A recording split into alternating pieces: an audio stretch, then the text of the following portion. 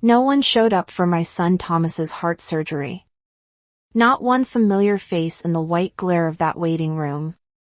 The clock struck 6.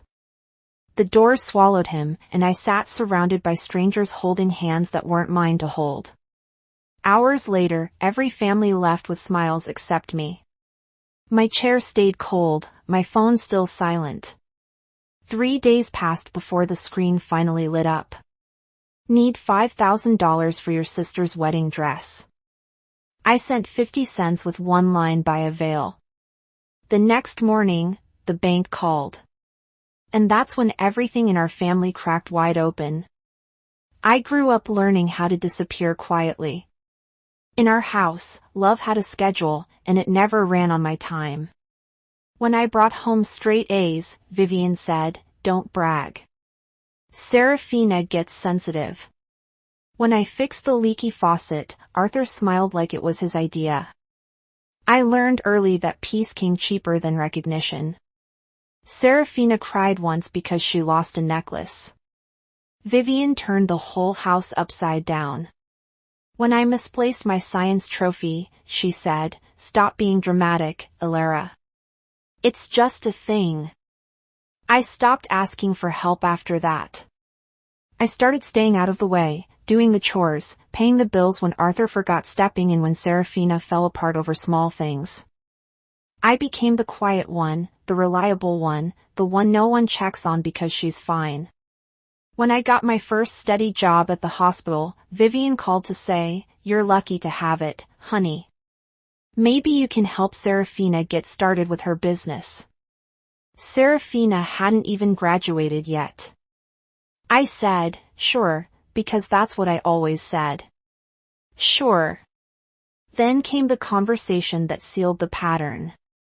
Vivian and Arthur sat at my kitchen table, hands folded like they were about to pray. "It would just make things easier if we had access to your savings," Vivian said. "You know, in case of emergencies, family helps family." I hesitated, but Arthur added, "You're always so organized, Alara." We'd never touch a cent unless it was necessary. They left with signed papers calling me their responsible girl. I remember the smell of coffee cooling between us, the silence after they closed the door. That was the moment I realized I'd just handed over more than access, I'd handed over permission. Over the years, emergencies looked like a broken dishwasher at their house, a vacation deposit for Serafina, or a bridal shower fund. Every withdrawal came with a thank you text that read more like a receipt. "You're a lifesaver." Never a call, never a visit, just expectations dressed up as gratitude. Still, I stayed quiet. When Serafina bragged about how Vivian always believed in her, I smiled. When Arthur told people both our girls are doing great, I nodded. Though I knew only one of us got saved seats at the table. The last time I saw them before Thomas's surgery, we were at Sunday dinner. Serafina talked about her upcoming wedding, how everything had to be perfect. Vivian leaned in, glowing, "It'll be the event of the year." No one asked about Thomas's condition, not once. I passed the mashed potatoes, pretending not to notice, pretending not to care. But I did. I always did. That night after they left, I sat at the kitchen counter reviewing Thomas's hospital forms and pre-surgery checklists. Thomas was asleep on the couch, his small chest rising beneath the blanket.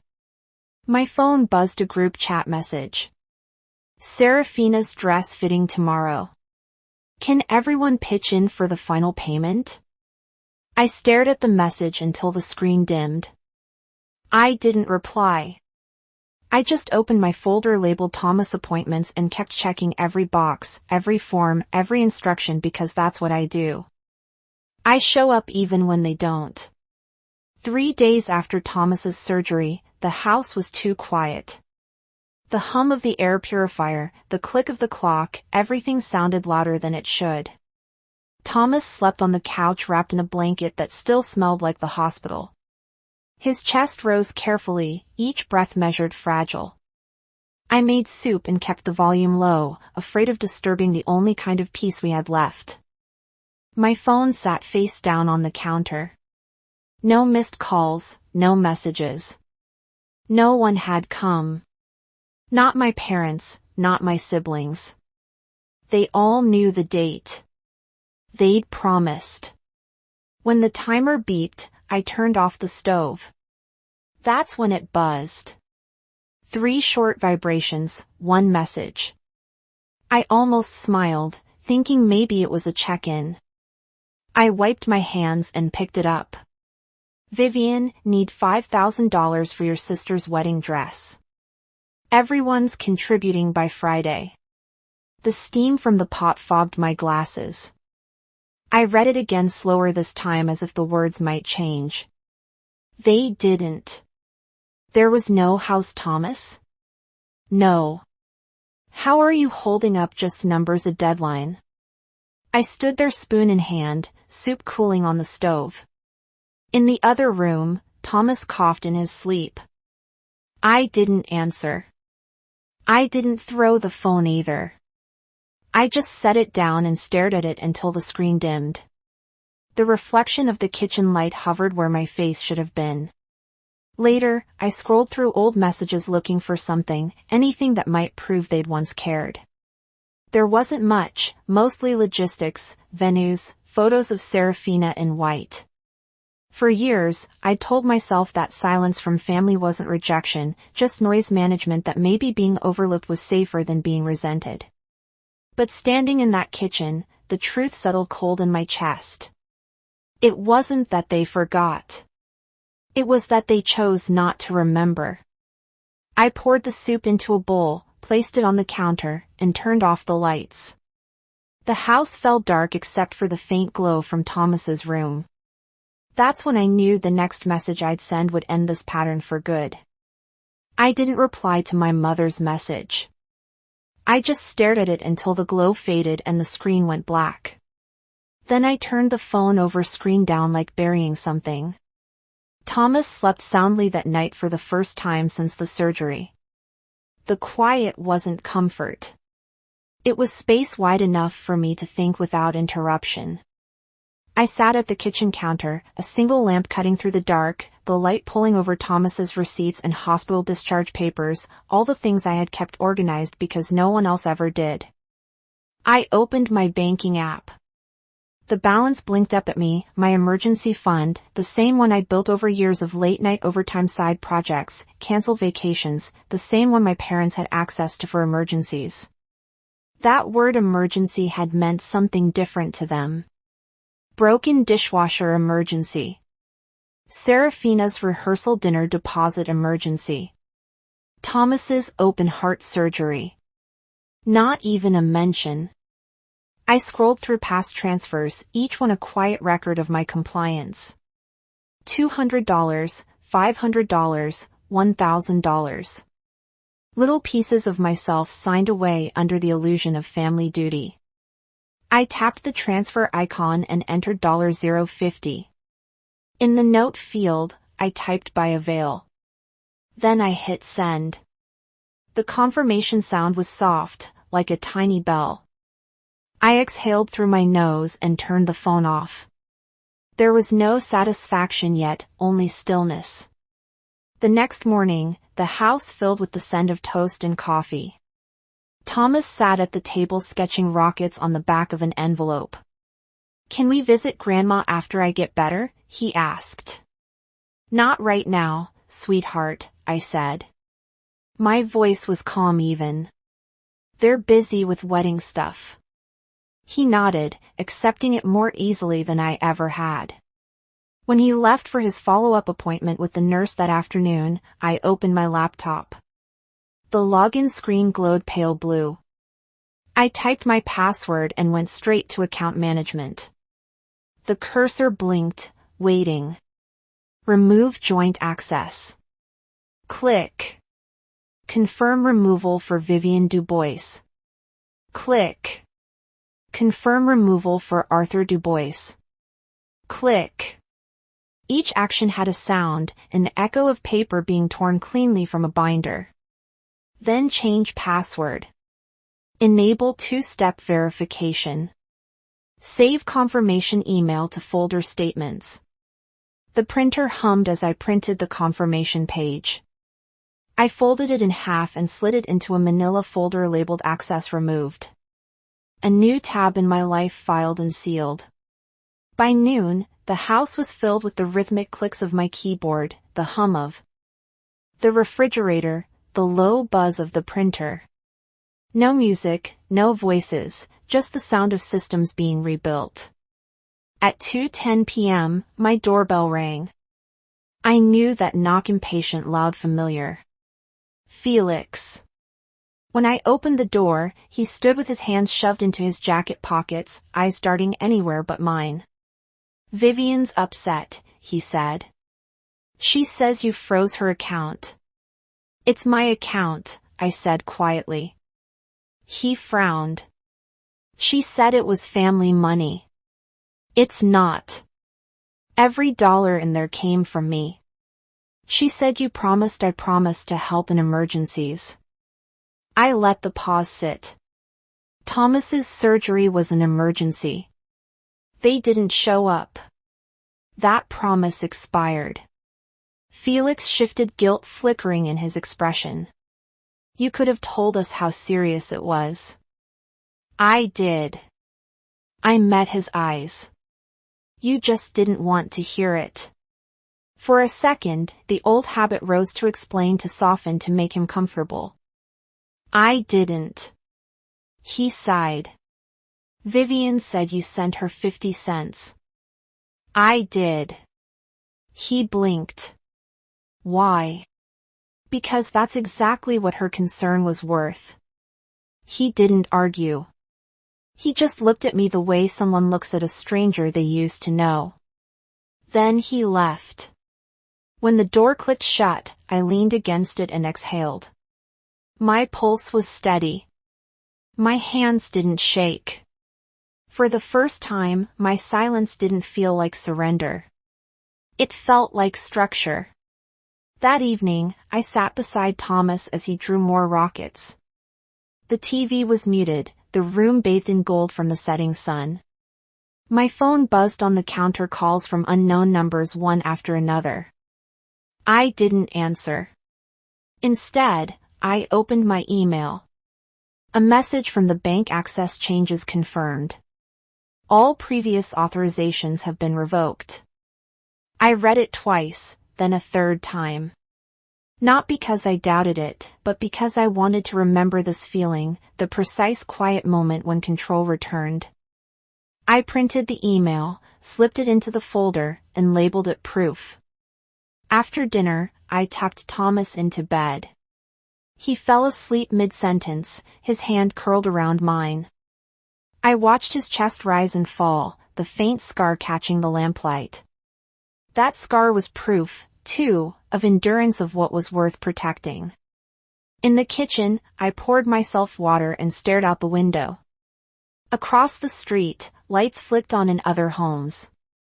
Families gathering, laughing, existing without me.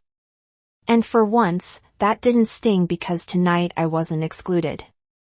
I had chosen absence. Before going to bed, I took one last look at my folder, the tidy stack of confirmation states and signatures.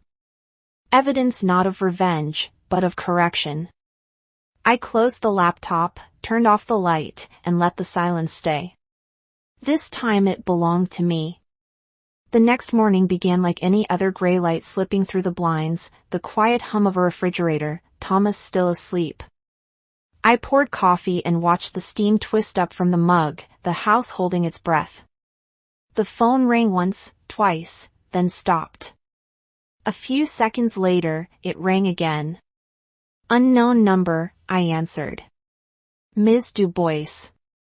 This is Mr. Cole from Pacific Union Bank. His tone was courteous, measured. Your mother is here in my office. She says she's having trouble accessing an account you share. I stared at the wall, at a crack running up from the baseboard. There's no shared account, I said evenly. She was an authorized user. That access has been revoked. A pause on the line. Understood. She's insisting it's a family fund, not an individual account. It's my savings, I replied. Every deposit came from my paychecks. There's nothing to dispute. Through the receiver, I could hear muffled voices, my mother's pitch rising sharp, desperate. Tell her she can't just take our money. Tell her. Mr. Cole's voice stayed calm. Would you like me to explain the policy to her? Yes, I said, and please note the time of this call for your records. He hesitated as if realizing something larger was unfolding, then said, of course. The line went silent, then a soft click. I set the phone down. The clock on the wall ticked once twice, loud enough to sound like applause in an empty theater. An hour later, someone pounded on the door hard. I didn't move. The knocks came again, then a familiar voice shouting through the wood. Elara, you can't do this. Vivian's in tears. Serafina. I opened the door just enough for her voice to meet mine. You skipped my son's surgery for cake tastings, I said. Don't lecture me about tears. Her face twisted. That's not fair. No, I said it isn't. She pushed forward, but the chain lock held. You think freezing Vivian's access fixes anything? You've humiliated her? She humiliated herself, I said quietly. All I did was log out. For a second, neither of us spoke. Her eyes darted behind me to the stack of papers on the table, the tidy folders labeled in blue ink. Evidence of a woman who'd stopped asking for permission. You're destroying this family, Serafina whispered. No, I said, voice steady. I'm just not funding it anymore. She left without slamming the door, which somehow felt louder. By noon, the calls slowed. By 2, they stopped. I sat with the stillness sipping coffee that had gone cold, the mug heavy in my hands. Through the window, the world carried on traffic lights changing people crossing streets, none of them knowing that a quiet war had ended in my kitchen. Later that evening, an email arrived from the bank. Account audit complete. All external access permanently closed, confirmation attached. I downloaded the PDF and printed it. The sound of the printer spooling was soft, rhythmic, final. Thomas woke and padded into the kitchen, hair messy, pajamas wrinkled. Mom, he said. Can we make pancakes tomorrow? Of course, I said, smoothing his hair. He smiled and went back to bed. The house went silent again, but this time the quiet wasn't empty. It was earned. I slid the printed confirmation into the folder marked proof, and locked it in the drawer. A small act of ceremony, unspoken, but complete. Outside, the last light faded. The blinds cast thin shadows across the table where my phone used to buzz endlessly. Now it just lay there face down motionless. I closed my eyes and listened to nothing. The kind of nothing that meant everything had finally stopped moving. 2 months passed. The days found their rhythm again. School drop-offs, grocery lists, small talks with neighbors who didn't know anything about the storm that had come and gone. Thomas healed faster than I expected. The scar on his chest had turned from red to pale pink, a thin line catching the light when he lifted his shirt to show me how strong he'd gotten. We lived slower now. Mornings smelled like pancakes and coffee instead of antiseptic and worry. I'd stopped checking my phone for messages that never came. The silence that once scraped raw had softened into something like calm. One evening, near dusk, the doorbell rang. A delivery envelope sat on the doormat. No return address, just my father Arthur's handwriting. Inside was a check for $5,000 and a letter folded once neatly. Elara, it read, we were wrong. The wedding wasn't an emergency. Thomas's surgery was. We chose wrong and we hurt you both. This check isn't for you to cash. It's to remind you of the value we forgot. I don't expect forgiveness, only for you to know that I finally understand. I read it twice, then laid the check on the counter beside the cooling kettle. The paper fluttered in the air from the open window, a faint sound like breathing. Thomas came into the kitchen barefoot, clutching his favorite blanket. "Mom, who's it from Grandpa?" I said. "He wrote to say he's sorry." Thomas frowned. "Does that mean we have to see them?" "No," I said softly. "It just means they're learning. We don't have to open the door until we're ready." He nodded satisfied and wandered back to the living room. The sun was sinking the apartment, glowing in soft gold. I folded the letter and slipped it into my folder right behind the bank confirmation. Proof of two things. What was taken and what was finally mine again. Through the window, I could see our reflections on the glass. Two shapes side by side, steady and unbroken. I didn't cash the check. I just let the silence keep it. Family isn't a debt to keep paying. It's a choice to keep or to let go. I used to think peace meant fixing everything that broke between us. Now I know peace is what's left when you stop explaining yourself. And the silence finally sounds like home. If this story hit close to home, stay till the next one. Some wounds don't need revenge, they need release. Tell me where you're watching from and what peace looks like to you. Because maybe somewhere out there, someone's learning that silence can be the loudest answer of all.